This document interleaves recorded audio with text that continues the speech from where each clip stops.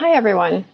Thank you for joining us today for CXC 2020. We'll get started with the panel Legacy and Change at the New Yorker in just a few moments. First, we have a few housekeeping things to go over. Thanks so much to our CXC 2020 sponsors. Because of generous support from the Ohio Arts Council, Greater Columbus Arts Council, White Castle, the Columbus Foundation, ABLE, and Feasel, we're able to bring these events to you for free. So thank you so much. We'd also like to thank our partner organizations, the Billy Ireland Cartoon Library Museum, Columbus College of Art and Design, Columbus Metropolitan Library, Columbus Museum of Art, and the Wexner Center for the Arts for all the fantastic programming and help that they've provided. We also want to thank the volunteers for all of their help too, especially Aaron Polk. So this is being brought to you in Zoom. If you are logged into our event with the Q&A. I want to go over a few quick housekeeping tips for those of you who might be new to Zoom. This presentation is followed by a live Q&A, so all of our panelists are here today and you can ask them questions. You have been automatically muted by the host and your video is off. And this presentation is being recorded and it's also being simulcast on the CXC website, YouTube, Facebook, and Twitch. So here's what you're going to have access to in your Zoom. You can adjust audio settings at the bottom left. You have access to the chat box, raising your hand, and how to submit questions. So here's how you do that. You should see something similar to what is on my slide on your screen. Audio settings are on the bottom left. To change any of those settings, click that arrow that's just to the right of audio settings. In the center, you're going to see the chat box. If you click that, that will open the chat box. You do have access to click on the raise your hand. You can do that to get the panelist's attention or to get the host's attention, or they may ask for feedback within the panel, and that's one way you can do that. Click again to lower your hand. Click on the Q&A box to open it up. You can send a question anonymously by checking the send anonymously box. You're going to type your question into that box and hit send, and once you do that, it's going to show you the question that you asked. And this isn't going to be visible to everyone, just to the panelists and the host. And with that, I would like to turn this over to our moderator, Jenny Robb.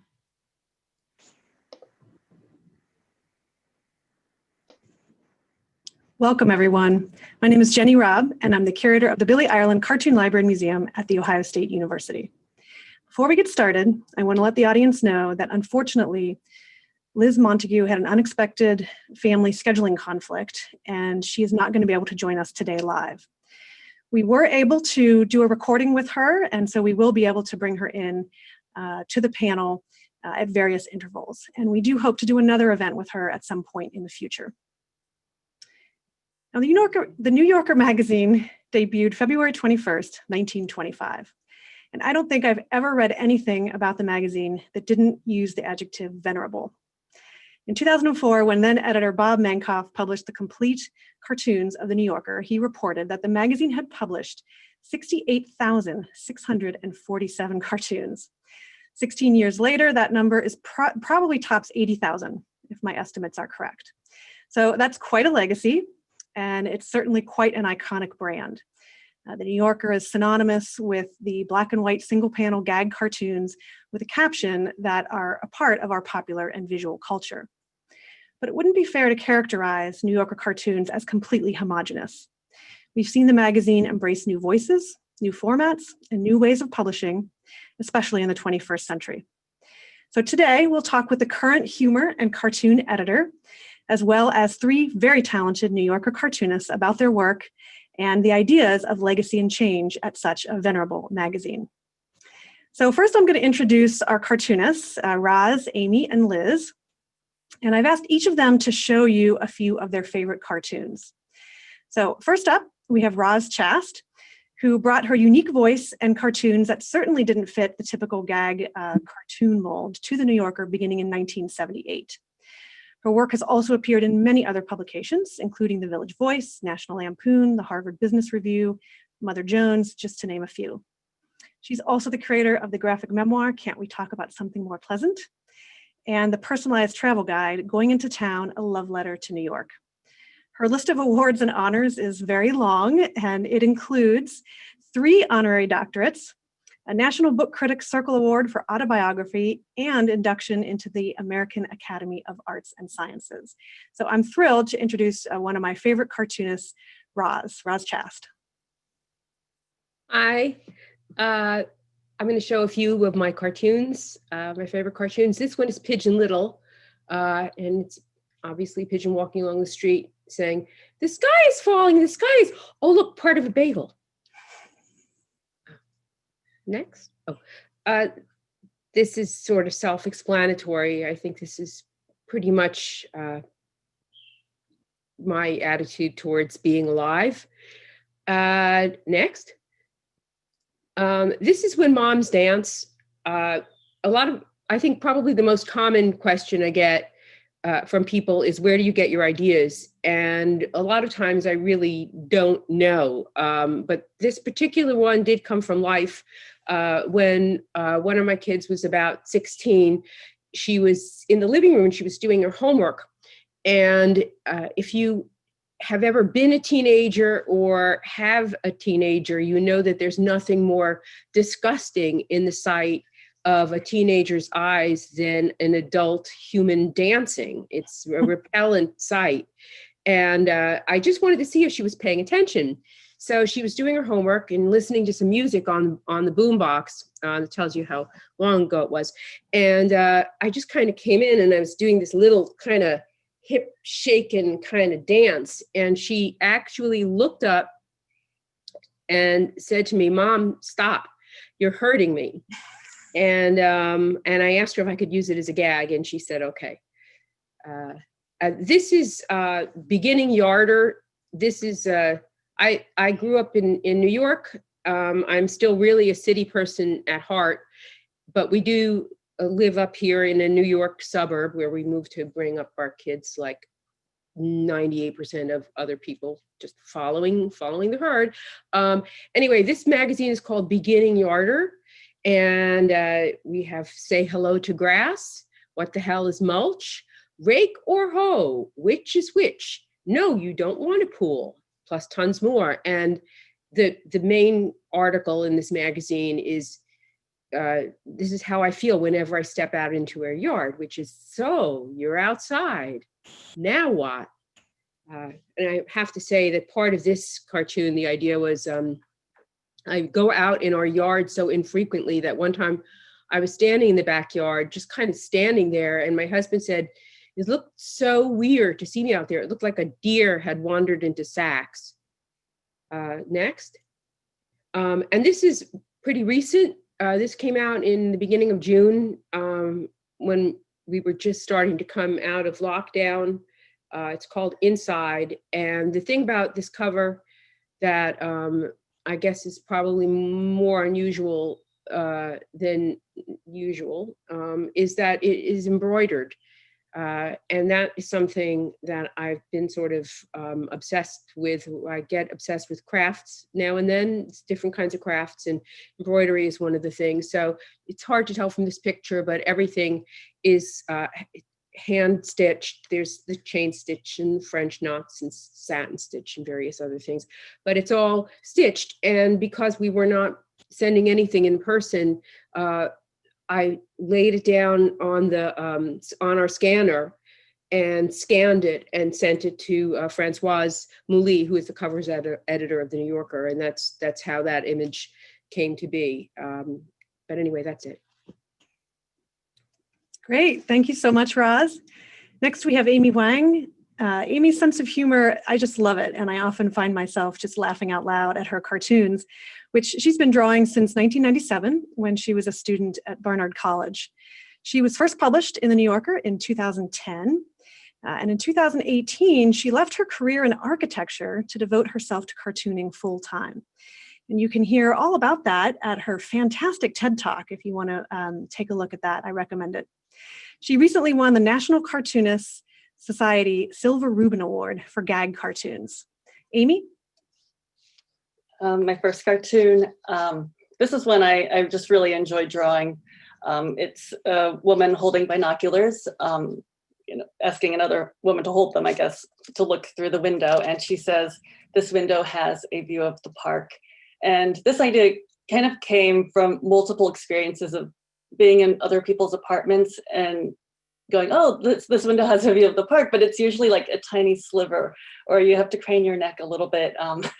So I thought this one, more or less, nobody's ever done this exact view for me, where you're looking through another person's apartment, but I felt it was kind of a funny situation, a funny scenario that was, for me, it was fun to draw. I think because of my architectural background, just being able to get the perspective, start getting the windows smaller and smaller.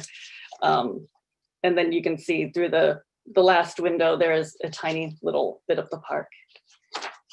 The next cartoon, this is, I think, one of the common scenarios for cartoons where a spouse walks in on their partner having an affair or having sex with another person. And this is happening, and the woman is saying to the other woman, it's not what it looks like, the sex is horrible and we're miserable. And I guess it kind of dawned on me that people would never have affairs if the sex was bad. Like, that's the whole point of it. So I kind of wanted to play with that. And with this one, I think it's interesting because anytime I do a cartoon with a couple in bed, you have to think about who's saying what to the other person. And in this one, I think normally the man would be saying, oh, it's not what it looks like, to his supposed wife. But in this particular, for this caption, I felt it would seem like the man was possibly lying, and I didn't want that insinuation for the cartoon. I wanted it to seem completely truthful, that they really were having bad sex. And for whatever reason, they were still doing it against all odds. The next cartoon is a cat, and it's a very old cat on his deathbed, and he's telling his relatives, his family, my one regret is not napping more. And usually I do a lot of cat cartoons, and usually they normally stem from cartoons where I would normally start with a human, and I usually switch it over to a cat at some point, and it actually becomes funnier because it makes sense. And the caption I actually got from, I sometimes would message a cousin I have in Taipei, and their time zone is about 12 hours off from New York. So, but usually I'm doing my cartoons late at night. So I might be working like from midnight to, let's say, 3 or 4 a.m. But, that's a great time to message with somebody in a completely different time zone. They're awake also. But it just so happened that I didn't nap that day. Like previously, so I was like too tired. I was like, I have to go to sleep. So I told him, like, I regret I didn't take a nap, because otherwise I would have been able to stay up and chat with you. So that was sort of the genesis of this idea. And the next cartoon, it's two women on a museum bench, and one says to the other, I like this cartoon because it has a bench. And I'm not really sure. I know where I got the idea is actually at an art museum. I guess I went home later and I came up with the idea, but to me, cartoons like this, they're so simple, but it was very popular and everybody loved it. But for me, I think when it's so much, it seems so simple, but at the same time, for me, I don't know if it's that funny to myself. I'm not sure. I guess because, it does make sense. I did see people sitting on a bench at the art museum, and I thought, oh, they're just sitting there because they're tired. But I think when I come up with ideas that way, it doesn't seem that funny to me. But I think it's funnier to other people because they're seeing it for the first time.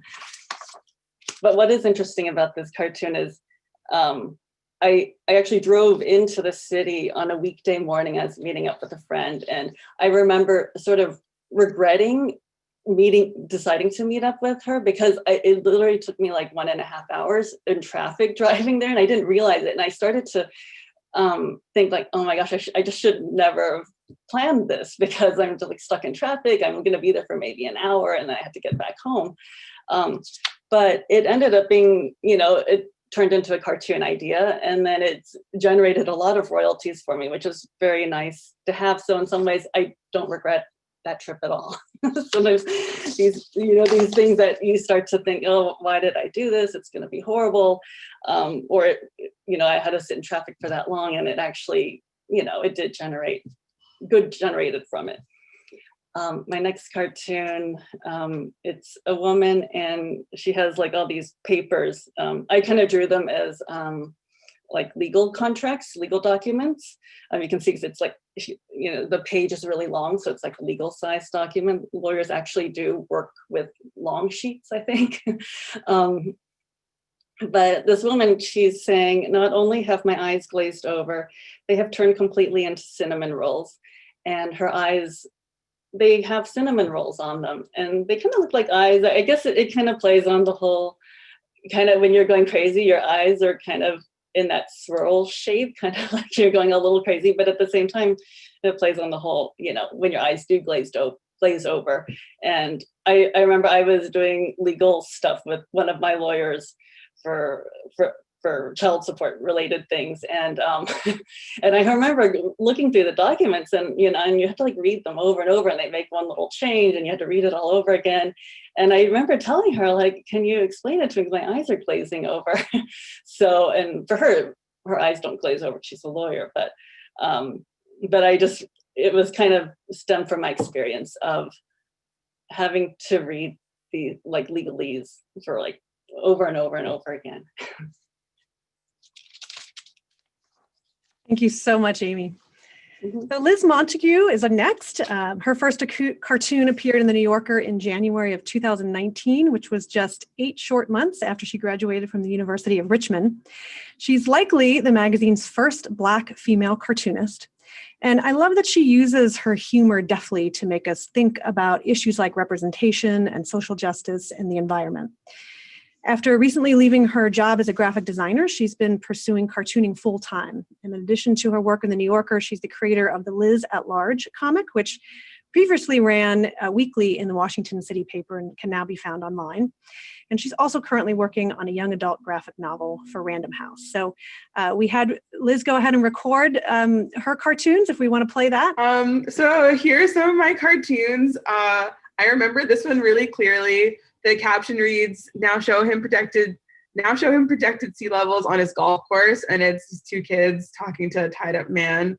And I know climate change is something that I'm really passionate about. I make a lot of cartoons about this, about social justice issues, climate justice, and all of that. And this was, I think, the first one that I did that was about climate justice, climate change. So really happy with this one. The next one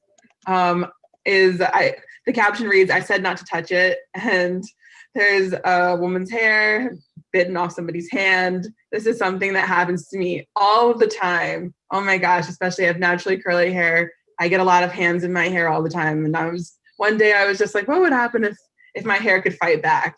And then this cartoon was the result. I was like really pleased that Emma actually published this and picked it.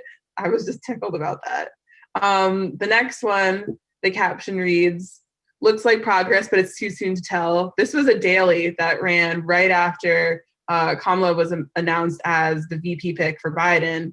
And I'm like, everybody go out and vote. I was super jazzed about that she was picked. And I remember like reading online though, everyone being like, oh, we're saved.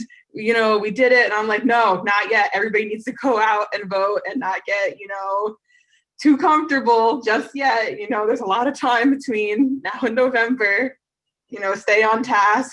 And so that's kind of what that was about. Then the next one, it's a little girl reading a book and it says how to teach your parents sustainability. Again, climate justice, climate change, something I'm really passionate about. It was nice to be able to put this in there. And I really liked how I drew the stuffed animal. Emma always tells me I draw good stuffed animals. And then the final one, it's 2 women preparing to go out and protest, and the caption reads, just ignore it. My white friends keep checking in on me because they think racism is new. This one ran just after the murder of George Floyd, when there were tons of protests happening, a national reckoning kind of with race in America and all of that. And this was kind of like a brutally honest one, but I think it was super necessary at the time. And I'm really proud that this ran and that I got, the Black Lives Matter in there and the I Can't Breathe written on the button and on the sign. And so just really proud of this, proud of my work here.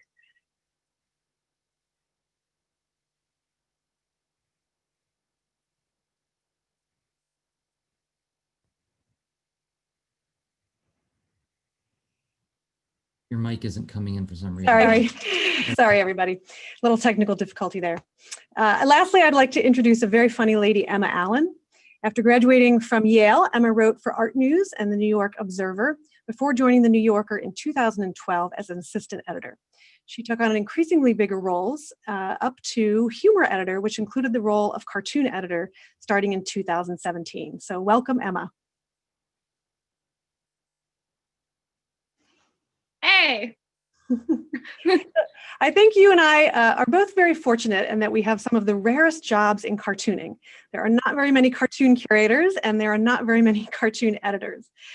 So I touched on in my introduction, but maybe you can tell us more about how you ended up where you are today and the reception that you got from the cartoonists when you took on that role. How I ended up there, crazy good luck.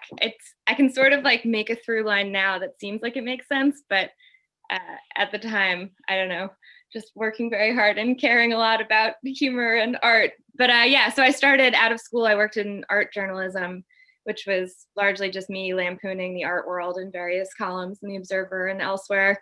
And then I was lucky enough to come to the New Yorker and work for Susan Morrison, helping her on Shouts and Murmurs and Talk of the Town, and then helped launch Daily Shouts, which is our online humor vertical, which I then took over and worked very hard to bring all these new voices in comedy to the magazine there, because the magazine's biggest problem always with humor and cartoons is the real estate issue, because there's one spot for Shouts and Murmurs every week, maybe 15 cartoons in an issue. And meanwhile, we're getting thousands and thousands of submissions from great people. And there are so many great people out there working in stand-up and various other comedic performance and written comedy mediums, and then also in the comic arts.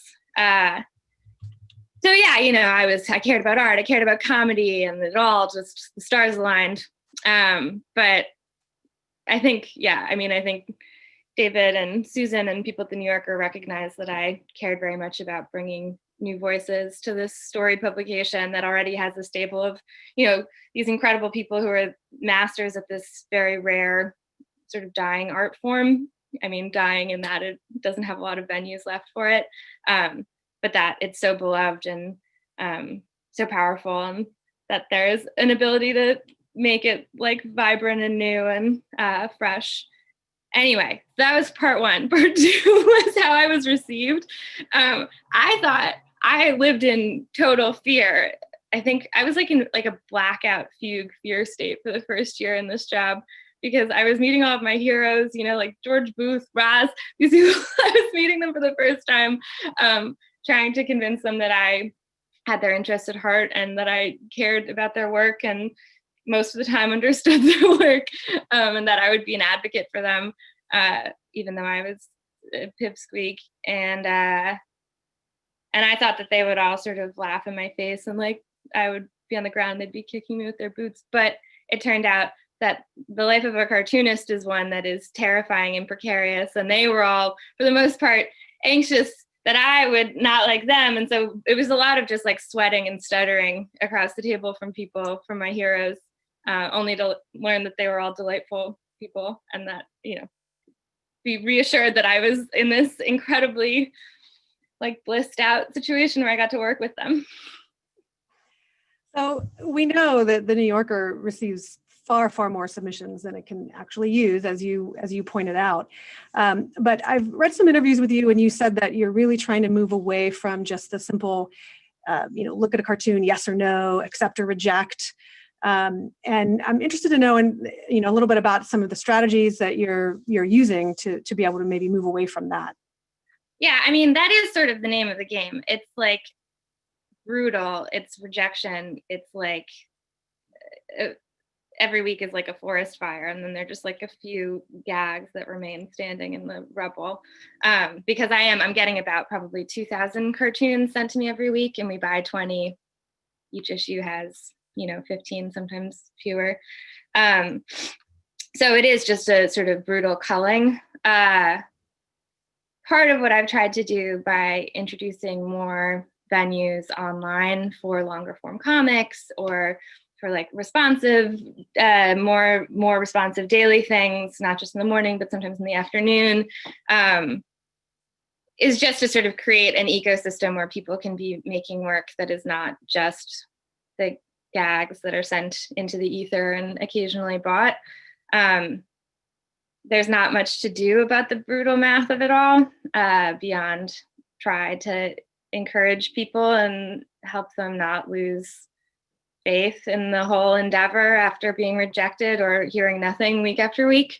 But yeah, I don't know. It's a lot of just like cheerleading and empathy and trying to like really stand by the people who I want to continue submitting so that they don't just decide to go back to one of their probably many other jobs, because being a gag cartoonist is like not for most people a career at this point.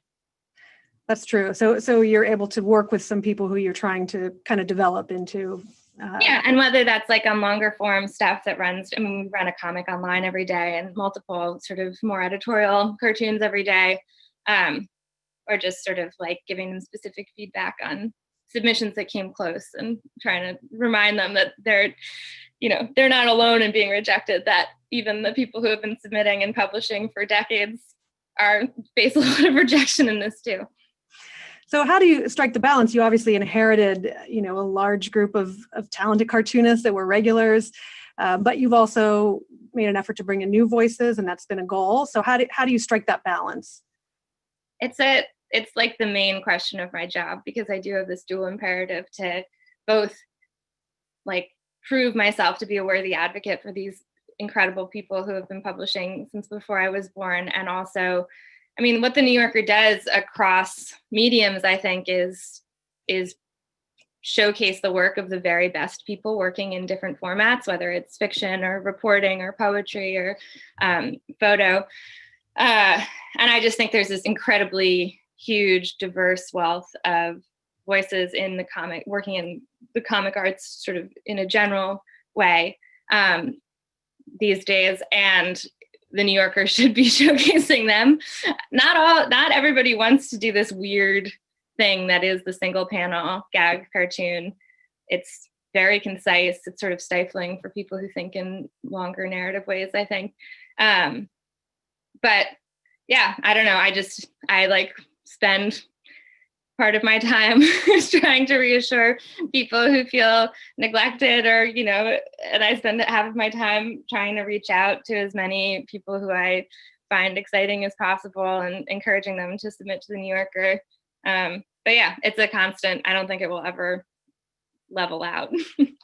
Well, I think as a New Yorker reader that you've done a good job, because I still am happy to see a lot of my favorite artists there, and also, to hear from new people. So let's turn to the cartoonists, and I'm interested to know how you first came to be published in the New Yorker.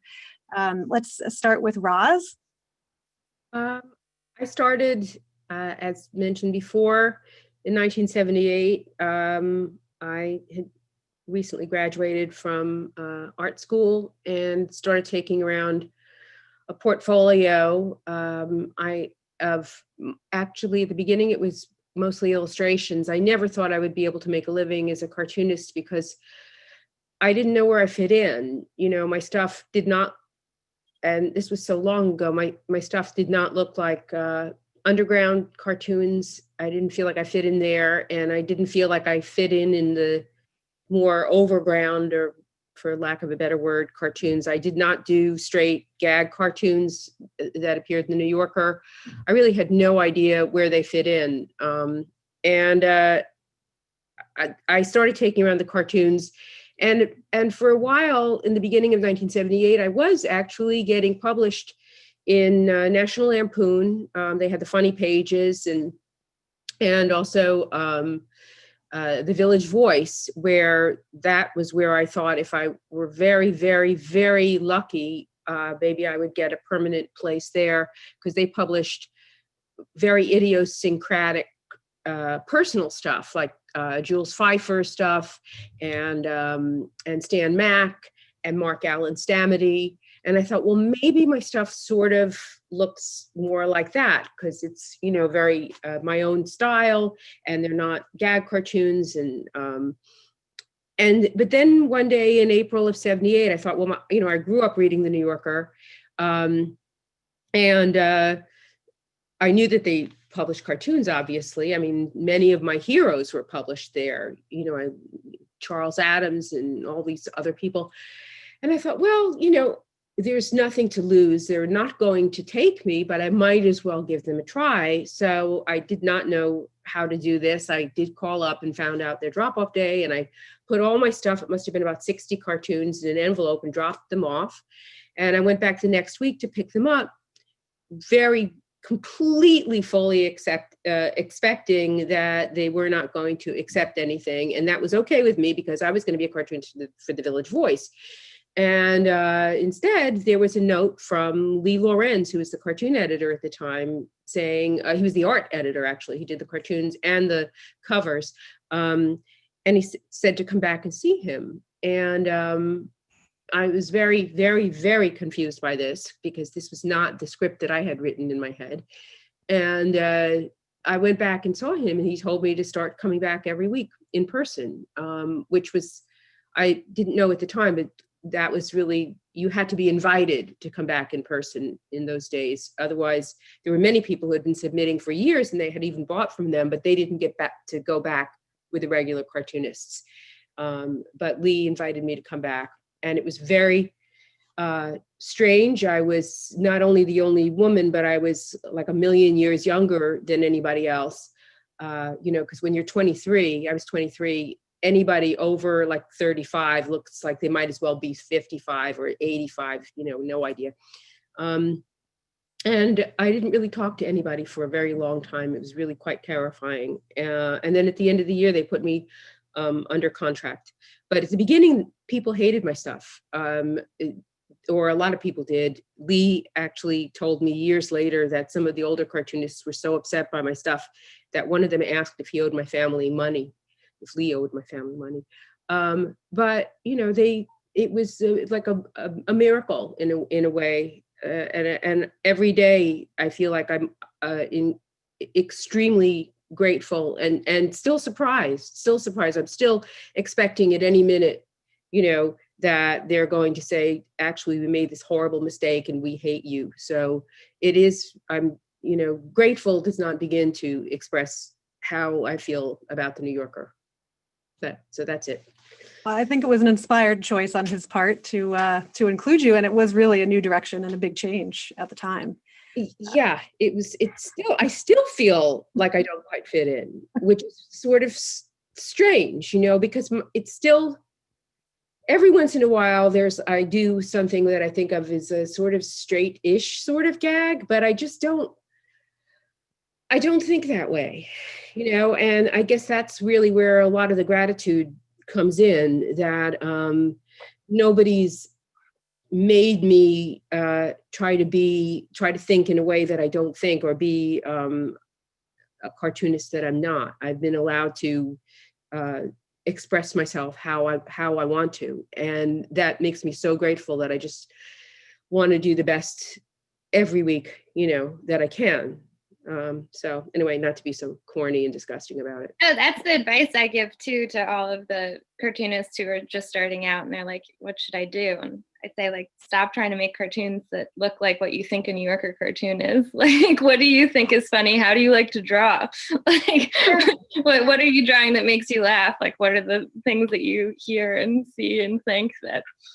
And that's how I feel too. I mean, I feel like, why else would you do this if it weren't how you want to do it? It's not like by imitating a New Yorker cartoon or mastering that, you're going to get rich. It's like, there's no point, there's no point in faking it. Maybe if the New Yorker paid $1 million a cartoon, I'd be better at faking it. But there's no reason, you might as well follow your own instincts. That is great advice. That is great advice. And I think your work is a perfect example of that. It really shows it. But let's hear from Amy about how you first started getting published in the New Yorker. What's your story? Well, I'd been working full-time at an architecture firm for a while. I was probably about 29 or so when I decided, like, I'm going to seriously start submitting to the New Yorker. And when I started, they took submissions by snail mail. So that's how I knew how to do it. It wasn't posted anywhere on how to submit to the New Yorker, but I think I read enough. I sort of read newspaper articles and get little snippets of information. And from, I guess, all the little bits and pieces, I was like, well, they're expecting 10 a week. So I'll just send in 10 a week with a self-addressed stamped envelope so they can return. I kind of figured all that out, just the basic information. So I did that once a week for about 10 months before I sold one. And Bob Mankoff called me at my office. I was at my office, and they had cell phones by then. And he said I sold a cartoon. So I was pretty ecstatic, because obviously for 10 months of doing this, you start to think, am I crazy? I'm spending all my free time doing this, because back then it took me a lot longer just to, I wasn't drawing digitally. I was just like, retracing, my sketches over and over and trying to get it exactly right. I was still trying to figure out my style. So I was pretty excited. And so that was the first cartoon I sold. I feel like I did not sell another one for over a year after that. So I still was submitting every week. So it was slow going in the beginning. I feel like maybe the next year, maybe I sold one, or maybe it was the year after. I can't remember. But I may have sold like 2 the next year, or 3 the next year. Luckily I did have a full-time job, so I wasn't reliant on my cartoon income to live off of, because I would have been like living in a cardboard box on the street. So I guess when I started, I saw it more as a hobby. That's the only way I could see it, because, when you're first starting out, and if you're not doing it full time, and like if you don't have other kind of cartooning revenues of income or revenue streams, it's not really enough. So I guess I built up my cartoon income over the years, and it did get to a point where I think because it was only like maybe a couple years ago that I actually decided I'm quitting my job. I'm just going to do cartoons full time. And that was, I guess, a big leap for me. It was the next step. But I think I realized that I had enough momentum in my cartooning that I could, if I invested more time, I could, propel it to actually, if I invested more time, I would make more money. And I felt like I was at a point where I didn't have enough time to invest, because I had to be at a job all day. And the way I saw my job was kind of this, you get little raises here and there, but it was sort of stagnating for me. That's how I felt. And I guess maybe for me, it was more emotionally too. Like I just was like, is this what I'm going to be doing for the rest of my life? And I didn't want to wait to do cartoons full time when I was retiring. I was like, that to me would seem very sad. Like, oh, finally I'm doing what I really wanted to do when I'm 70. But then I was like, wait, but I missed all the momentum. I missed all of being able to build on it. So for me, it was sort of a timing issue. There were practical reasons also, because I have a child, and cartooning, I think it's a great industry if you are a mom or a parent or you're a primary caregiver, because you have tons of flexibility in your schedule, and taking on jobs or not taking on jobs. You don't have to take on jobs where the deadline is the next day. You don't have to be at a certain place at a certain time. You can take on jobs or do events, like this. But you can also say, no, I'm not going to, and do other things.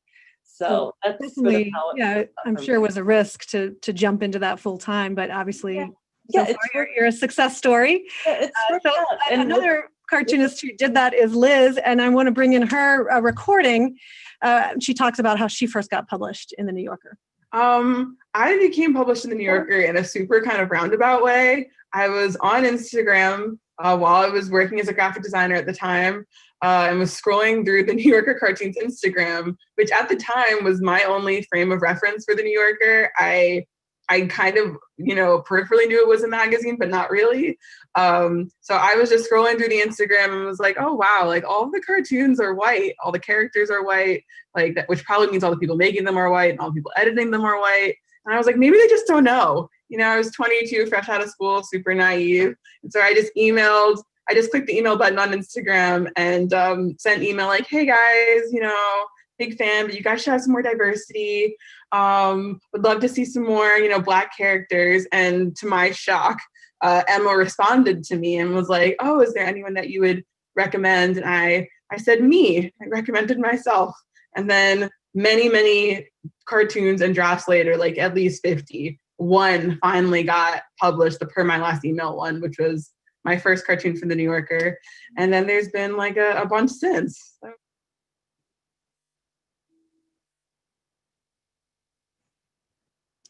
So Emma, Liz's story is somewhat unique, but it really does speak to something I think that you've been really working on, which is diversifying the voices in the magazine. So obviously people are submitting all the time. Do you also actively go out and seek out people who you might want to contribute? Yeah, absolutely. That's a big part of my job and one of the most sort of fun parts of my job. I was trying to remember how it happened in pre-COVID times, but I mean, I used to like travel around to different cities and make a beeline to the comic book store and check out all the local zine racks and talk to the owners about who they were excited about on the local scene. Despite being very competitive, the world of cartooning is also, I don't know, people tend to be very supportive of one another, I've found. So asking the cartoonists for who they are excited about, who they're reading. A lot of the cartoonists teach, and asking them to send their promising students my way. I did in pre-COVID times have sort of open office hours on Tuesdays where anyone could come in and present their work to me. So I had a lot of interesting conversations that way. Met some really intriguing people, going to conventions and all these things that seem so foreign and somewhat terrifying now because it's just cramped convention halls full of cartoonists just breathing on one another. But yeah, and there are all these, one of the great resources during quarantine was Abel Hayford, who's a cartoonist who we've published on Daily Shouts, put together an incredible spreadsheet of Black illustrators. Mary Naomi, who we've also published, has put together these amazing databases of cartoonists of color, queer cartoonists, disabled cartoonists. So, I mean, I feel like increasingly, certainly the world of comics and the world of cartooning, when I came to it, was hugely skewed white and male, I think, despite the members of this panel. But I think there's like increasing visibility and opportunity, and there are a lot of people working really hard to make sure that the people who are getting opportunities to publish and get book deals, it's a shifting landscape, and I'm trying to be part of that. Yeah, definitely. And again, as a reader, and it's great to see that. Well, and there's no better. I mean, Liz was like the ideal thing, because you get someone who writes an incredibly thoughtful letter about their experience and what they're seeing in the magazine, and you ask for a recommendation, and it just turns out that the person who wrote to you is a wildly talented cartoonist with a very unique point of view and like a fully developed style. I mean, doesn't get really better than that editorially. That's true. So New Yorker style gag cartoons in some ways seem like they should be old fashioned given their long history, but instead they're also in a way like uniquely suited to this current environment where people want like quick, visually appealing humor that surprises them, that they can share on social media. So I guess, Emma, if you could talk a little bit about the online and social media presence, and then I'll ask Roz and Amy to talk about whether there's opportunities or challenges in this current tech and social media climate. So we'll start with Emma. I mean, I always sort of say that the cartoon is a little bit of a proto meme, because like if you think of the cheeseburger cat or whatever, that's just like a weird font New Yorker cartoon. So they're definitely shareable. They can be quick and responsive and move around the internet with ease. I think Lena Fader, who's someone at the New Yorker, created shortly before I became cartoon editor, New Yorker cartoon Instagram. And it was just wildly popular. I mean, she it just started as sort of a fun project for her, and people respond to cartoons. I mean, she posts both things that are in the current issue of the magazine or were daily cartoons that day or that week, and things that were published in the 30s. And some of them still resonate. Some of them feel fresh. There's certainly ones from earlier eras that make no sense whatsoever to me. But I think it is one of the great exciting ways that I think gag cartoons are having a new life in this current moment, and a way for people who are trying to become gag cartoonists to get their work out there, even though there aren't all of the print publications that there once were publishing these single panel gags. Yeah, absolutely. Amy, do you want to comment on that at all? I guess in terms of social media and gag cartoons, I am finding that gag cartoons are great for social media, because I think a lot of people need that. I guess, their attention spans are shorter now. Nobody wants to read, multiple panels of a cartoon necessarily, and especially for things like Instagram, where it usually is a single panel, and that's what you see immediately. Companies have reached out to me just asking for cartoons, because I think people can see it, they get it immediately, and they might share it with another, with their followers or their friends. So I do think the gag cartoon is very, I guess, conducive to that formatting of Instagram. I guess Twitter also. I'm not on Twitter. I'm only on Instagram and Facebook. What else did you ask? I just want to make sure I'm not going. I was just asking about challenges and opportunities with this environment. I guess particularly with New Yorker type cartoons. New Yorker type cartoons. I guess there's always challenges. I think the main challenge, I think a lot of people are having, I know when I first started, a lot of people, earlier on, people were thinking, oh, you shouldn't put your work out there for free, because obviously Instagram's not paying you to just post your cartoons. But I think I started it on with this attitude of, it's marketing research. I'll see which ones that people actually respond to, because otherwise these cartoons are just sitting, in my computer and nobody sees them. Another aspect I had when I started doing it was, or posting, say, my rejects. Obviously, I post things that have been rejected multiple times already, so I want to give them a chance to make some money for me. But I would do it also to. Now I'm trying to think. I can't even remember what I was going to say, but I think. Oh, also, I felt like some cartoons have a limited shelf life, and sometimes multiple people have the same idea. So sometimes I see somebody else posting a cartoon that's very similar to one that I had done, but I never got mine out there. So I'm like, maybe I should release my stuff out there more often, because it gets seen and people understand you as a cartoonist better. I think people will appreciate your work if they understand you, and they don't understand you unless if they see a wide variety of your work. They'll never go, oh, who's Amy? If they just see 3 cartoons. But if they see hundreds of them, then it kind of builds on itself. Then they might think your not funny cartoons are funny just because they think you're funny. Roz, do you want to add anything? They both said it pretty much. I the only social media thing I do is Instagram. I like it not just for posting cartoons, but I post, as I said earlier, I sometimes get involved in odd craft things. Like right now I'm going through a big Pisanki egg phase, and I've been posting a lot of those. And, just what we were saying before, I don't just do cartoons. I do these other art projects as well, and I can post pictures of that.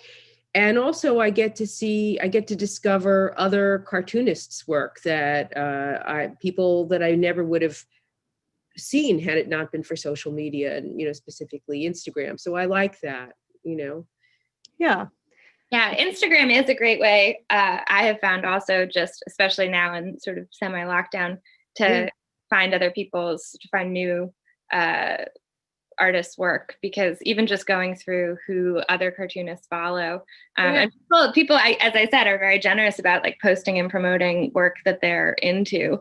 And so I always have right now it's really bad. It's like 80 tabs, but I sort of like screenshot different artist pages or Instagram profiles. And then like every week or so, I send out a bunch of notes to people just saying that I dig their stuff. But yeah, a lot of it does come from Instagram.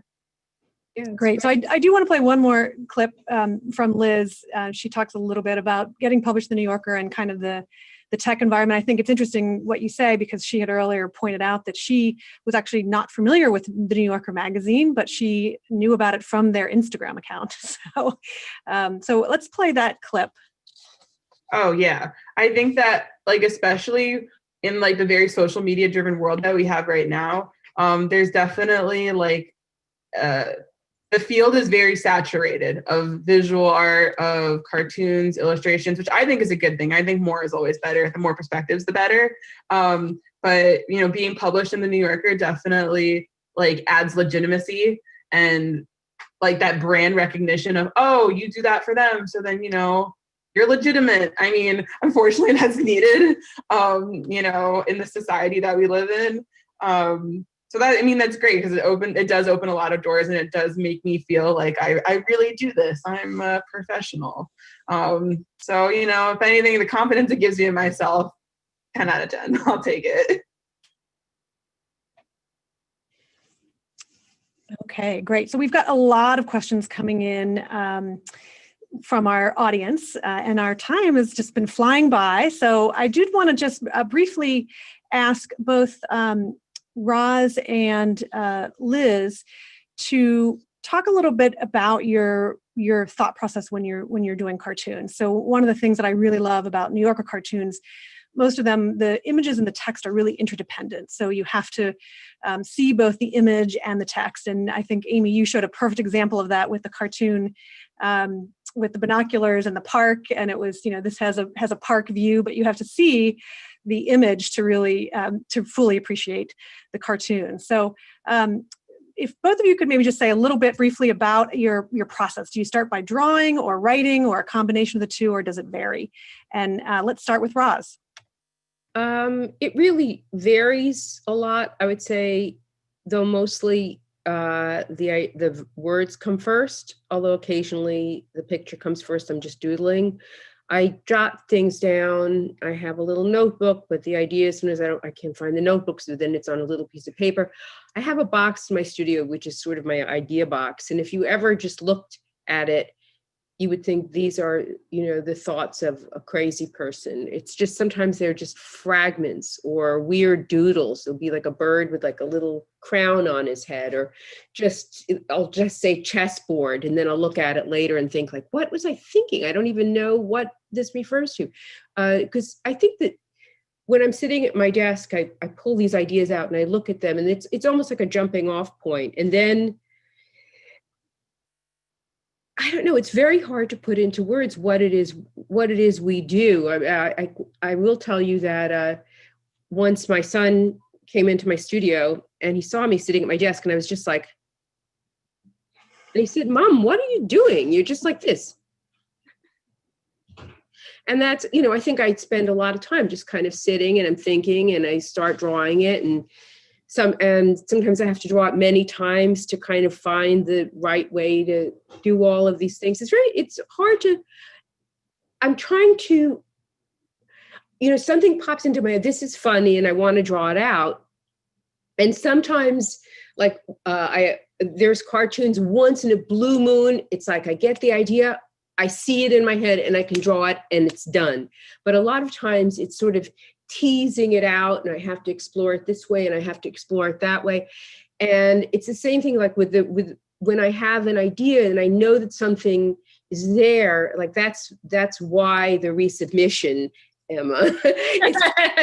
I know that there's an idea, and and sometimes if it gets rejected, I'll wait a while and then I'll pull it out, and I very rarely resubmit it as I did it at first. It's like I have to somehow figure out the best way to get what I thought was funny in the best, the shortest, the funniest way. So I know that this is probably like some weird tautology. It's like, how do you work? This is, I work like how I work. So sorry. No, that's great. That's great. I love it. Amy? My answer is probably very similar to Roz's. Every now and then an idea comes to me fully formed, and it's like, oh, I have the caption, I have the drawing, and it's like perfect. But that's very rare for me. And usually I find I have an idea and it's not funny, and I just keep tweaking it. And sometimes I might change the caption so it's saying the exact opposite of what it originally said. And it's funny that way, which is strange because you think, okay, the opposite would mean it's not funny, but it actually would make it funny. Or maybe it's the person saying it, I switch it to the other person saying it to, I find it's more changing maybe a single little aspect in a cartoon. And I think it's that kind of makes that unexpected humor that makes, I guess, because humor is usually something that's a surprise or it's unexpected. It's not, the everyday. Things like the cartoon with the window, this window has a view of the park. That's one where sometimes I find it's easy to come up with a caption that's just something that some people say all the time. And then maybe coming up with the drawing that's a little off. That's, not typical. And I guess other than that, it's kind of just tweaking. It really is, or simplifying. A lot of times it's taking away, I think some of us that don't draw just imagine these cartoons just fully formed. They pop into your head. And it sounds like that's not how it works at all. No, and I think also people sometimes are like, oh, like all these things must be things overheard on the crosstown bus. Like cartoonists are just like going around in their trench coats, like writing down funny situations in the world, which is like, having talked to many of you, like find is very rarely the case. It's like very rare. More of a process of just absorbing and thinking and making that Roz face of. Right. Synthesizing. It's having to synthesize all that. Yeah. No, but it is. Oh, sorry. I was going to say, let's have a question from our audience. Jeannie McCorney says, has the fact that you are female held you back or helped, or do you have stories related to being female in a male-dominated art form? And this probably goes to all of you. Well, I'll just say that I once was doing a talk at Yale, and this guy who was wearing full body bike spandex and was like sprawled out in the back during the Q&A asked how I could pick jokes as a woman that were funny for men. It's the most direct version of the question I've ever gotten, and one that came packaged in a great outfit.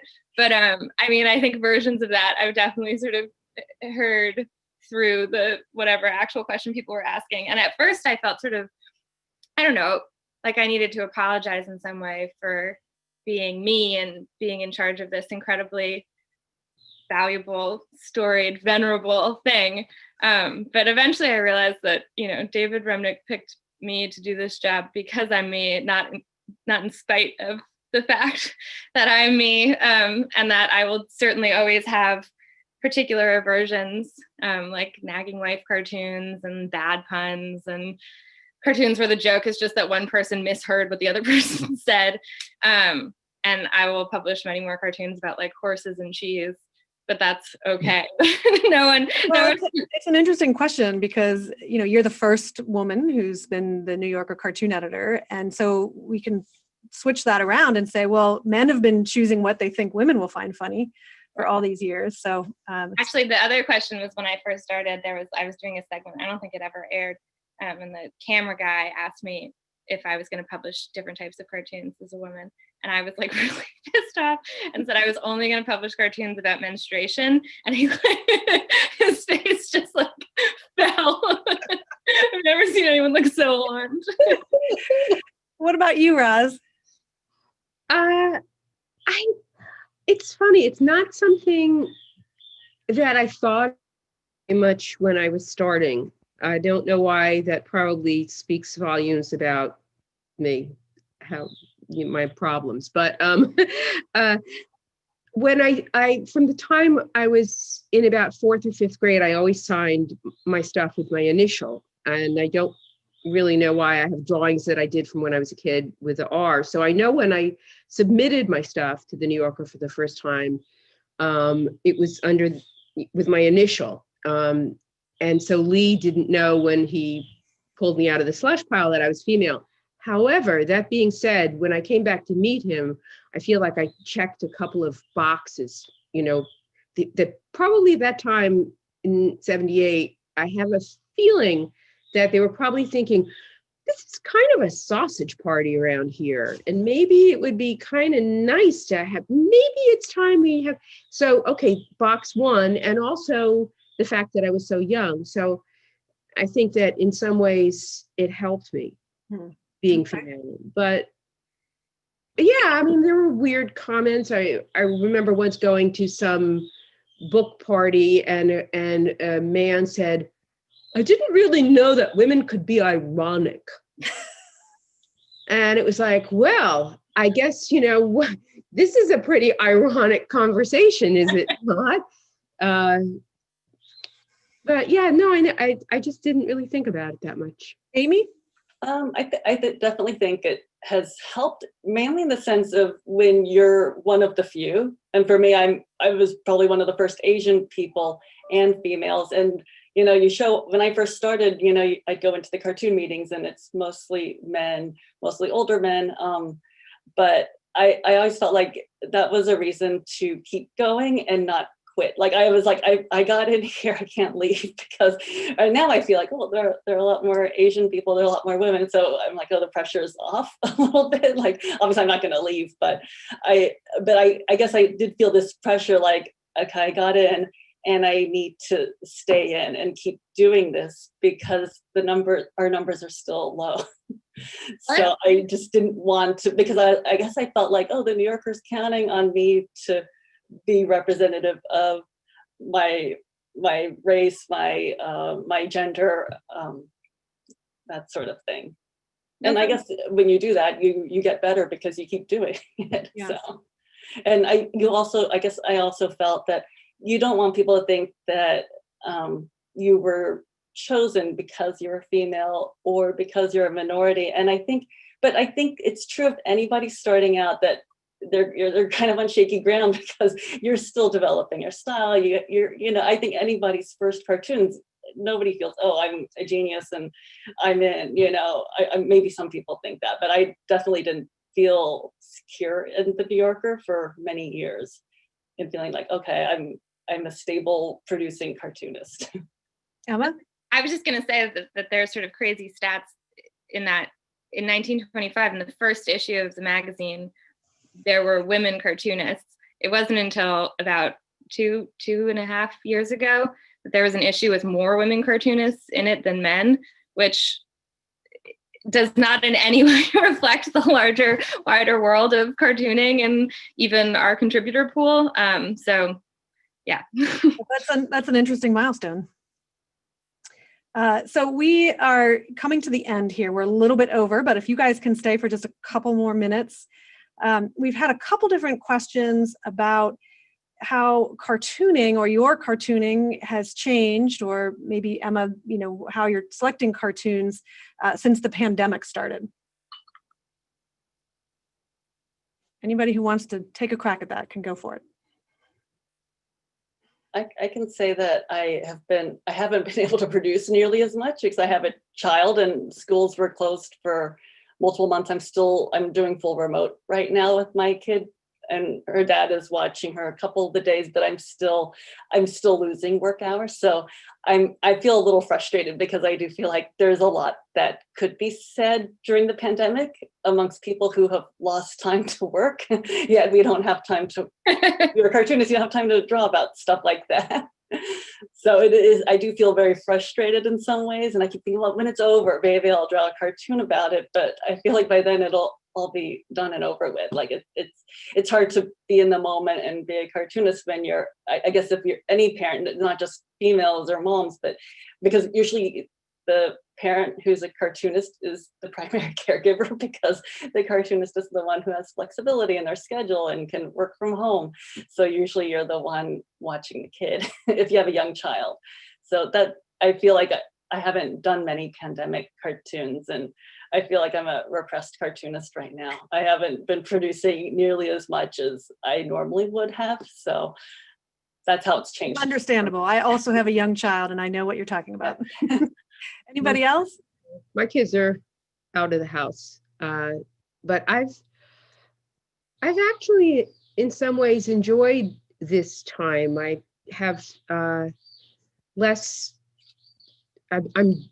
There are less sort of running around type activities, and also the topic of the pandemic and is for me one that I'm more inspired by than certain political things, which just seem like the same old, certain aspects, especially at the beginning of, panic buying and just even going to the supermarket. Sometimes there were like weird situations of going there and seeing there's like, 2 cans, like dented cans of garbanzo beans, like, and which cart is going to get them? Like, is somebody going to take both cans, or are they going to take 1 can because they don't want to clean out the entire shelf? And even just like recently, my supermarket is not stocking the regular brands of paper towels. There are like really weird brands there, like Olay, and like, whoever heard of that? What is that? Or like Mighty Queen paper towels, and they come from like Bosnia or something, and it's just, it's been a very interesting time to be drawing. I feel like that could be a Roz Chast cartoon. Well, I mean, I was going to say, Roz, like this, I feel like a lot of topics, pandemic topics, the Venn diagram of those and things that are already sort of like your neuroses, obsessions. Yeah. Some of Looking them at cans, like stockpiling, like collections of things, the way people interact in crowded spaces, germs. I feel like you were sort of set up. The anxiety of it. I mean, I feel like I'm generally in a sort of anxious state, and this has just ramped it up. So, and often I do find that anxiety, not always. I mean, there are certain anxieties that have nothing, they don't overlap with humor at all, but I have definitely had anxieties where they sort of tip over into, at least when the anxiety passes into something that's funny. Like, years ago, I had this horrible thing. I was in the bathtub and I convinced myself that because we live in an old house, that the tub was going to fall through the floor, and kill me, that I was going to actually, and I was really scared. And then like later I got out of the tub, I hurried, I got out of the tub, and then it just seemed very funny to me later. But at the time it was not funny at all. I was really quite serious. And then recently I did learn about somebody who was in their attic and they fell 2 floors down through the attic. So this is like, it really happened to somebody. She wasn't in the tub, but still it was like somebody falling through. I don't know what this has nothing to do with anything. Let me just rewind. Forget I mentioned anything. Good story though. Beware everybody. Beware of floors, walking on the floor. You're just taking your life in your hands. Just don't move at all. Just sit still. It has been fascinating to see how cartoonists have responded, because I think at first people were just in shock and trying to, batten down the hatches, like get somewhere safe, buy toilet paper. And there was sort of a break where people didn't know what type of jokes to make. And then a lot of people made the same jokes, like being on a desert island would be great right now, etc. Like cruise ship, don't come pick me up. Cruise ships are terrible. But then to the various waves of types of jokes that people have made, and then having to figure out when to run them, things that suddenly no longer feel relevant because we're in a whole different stage of this thing. Then just having this whole backlog of cartoons of people in crowds at theaters, and that just feel like it would be sort of almost like a public disservice to run them right now, like irresponsible to run these cartoons with all these unmasked people just in each other's aerosol spaces. Yeah, it is weird to sort of watch TV shows or movies, and most of them, like 99.9, are like pre-pandemic, and people, it's like, look at all those people in a restaurant. They're like eating, they're so close together. Look at that. Yeah. I find myself saying like, back up. Like you're talking too close to each other. I know, it's very strange. Great. Well, I think we're at a good stopping point. I'm really sorry we didn't have more time for our viewers' questions. We had some other great ones, but I really thank you three, Emma, Roz, and Amy, and thank you for all the great work that you're doing. And also thank you to Liz, who couldn't be with us, but I hope that she'll be able to take a look at this, and we'll have her back at the Billie Ireland at some point in the future. So again, thank you, everybody. This has been a real pleasure. Thanks, Jenny. Thanks, Emma. Thanks, Amy. Bye. Bye.